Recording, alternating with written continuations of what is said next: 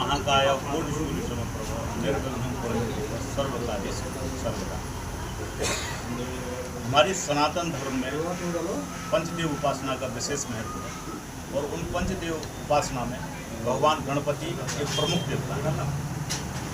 भगवान गणपति को कोई भी पूजा हो, कोई भी पाठ हो, कोई भी उपासना हो, सर्वप्रथम पूज्य कहा गया है और माना गया है और हम लोग मानते हैं।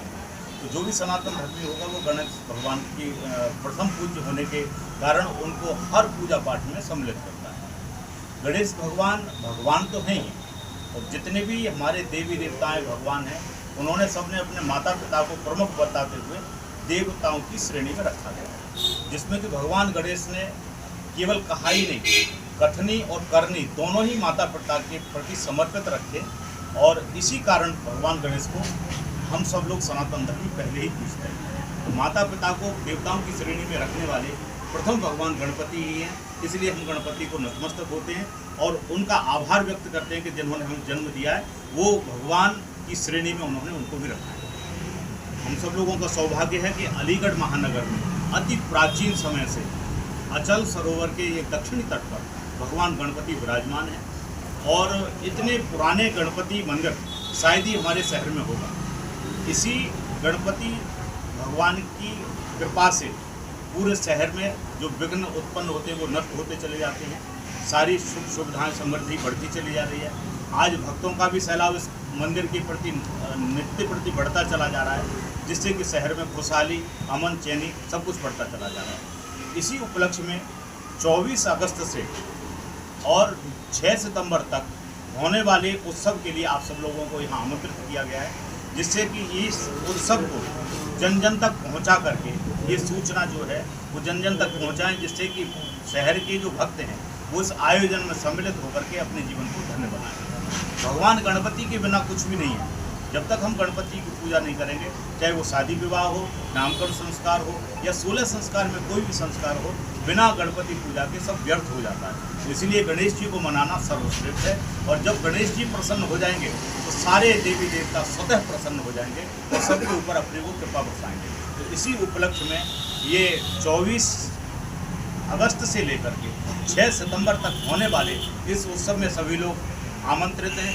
शहर के जितने भी लोग हैं या आपके चैनल से जो लोग भी इस वीडियो को देख रहे हैं उन सभी से निवेदन है कि इस भव्य और दिव्य कार्यक्रम में सम्मिलित होकर के अपने जीवन को कृतार्थ करें और लोगों के भी निमित्त भगवान से अर्जी प्रार्थना करें। और जो लोग इस कार्यक्रम में सम्मिलित नहीं हो सकते, अधिकांश हम लोग देखते हैं कि घरों में, परिवार में, और आजकल तो हम जो पश्चिमी सभ्यता थी, जो बॉम्बे में, महाराष्ट्र में जो भगवान गणपति की पूजन करके विसर्जन की परंपरा करते थे, वो आज हम सब लोग देख रहे हैं कि अलीगढ़ में भी प्रचुर मात्रा में वो देखने को मिल रही है। अलीगढ़ शहर में हर गली मोहल्ले, नुक्कड़, मंदिर, नाला नाली सब के ऊपर हम लोग देखते हैं कि जब गणेश चतुर्थी आती है उस दिन से गणेश जी को स्थापित करके दारू मदिरा पी करके, भांग पी करके इतनी मदमस्तता करते हैं जो कि धर्म की उससे हानि ही है, केवल उससे लाभ नहीं है धर्म का। धर्म का लाभ तभी होगा कि जब विशुद्ध जो गणपति स्थापन करने की विधि के अनुसार आप गणपति को स्थापित करेंगे और उसी अनुसार उनको विसर्जन करेंगे, तभी लाभ की प्राप्ति होगी। आज हम लोग देखते हैं कि पीओपी के गणेश जी बना करके और एक विशाल विशाल प्रतिमाएं बना करके उनके आगे फूहड़ बनेगा, हम लोग नृत्य करते हैं, डांस करते हैं, जिससे कि धर्म की ही हानि हो रही है। आपको भी कोई लाभ नहीं होता इससे और धर्म की भी हानि हो रही है। इसलिए हम सब लोगों को चाहिए कि धर्म की बताई हुई रास्ते पर ही गणेश जी का अनुकरण करते हुए, उनको पूजन करते हुए जब हम पूजा करेंगे तो हम लोगों को धर्म की भी लाभ होगा और हमारी मनोकामनाएं भी पूर्ण होंगी। इसमें विशुद्ध पीली मिट्टी के गणेश जी, जैसे पहले पंडित जी आते थे, घर में कथा वार्ता कराते थे, तो पीली मिट्टी के ऊपर कलावा बांध करके उन्हीं को गणेश जी मान करके और सारी पूजा उपासनाएं करते थे। वही परंपरा से अगर विलस्त मात्र से बड़े होंगे अगर गणेश जी, तो उनका भी आप लोगों को पुण्य प्राप्त नहीं होगा। जितनी बड़ी प्रतिमा होगी उतना ही बड़ा भोग लगाना की व्यवस्था है शास्त्रों में। इसलिए विशुद्ध मिट्टी की या गोबर की प्रतिमा आप बनाइए और बना करके उनको विधिवत पूजन कीजिए। किसी आचार्य के द्वारा, सुयोग्य आचार्य के द्वारा उन गणेश जी का स्थापन कराइए, उन्हीं के द्वारा पूजन भजन कीजिए। और आप 10 दिन 15 दिन जितने दिन आप घर में गणेश जी को रखना चाह रहे हैं उतने दिन संयमित होकर के रखिए, सात्विक होकर के उनकी पूजा करिए, तभी आपको गणेश जी की उपासना का फल प्राप्त होगा।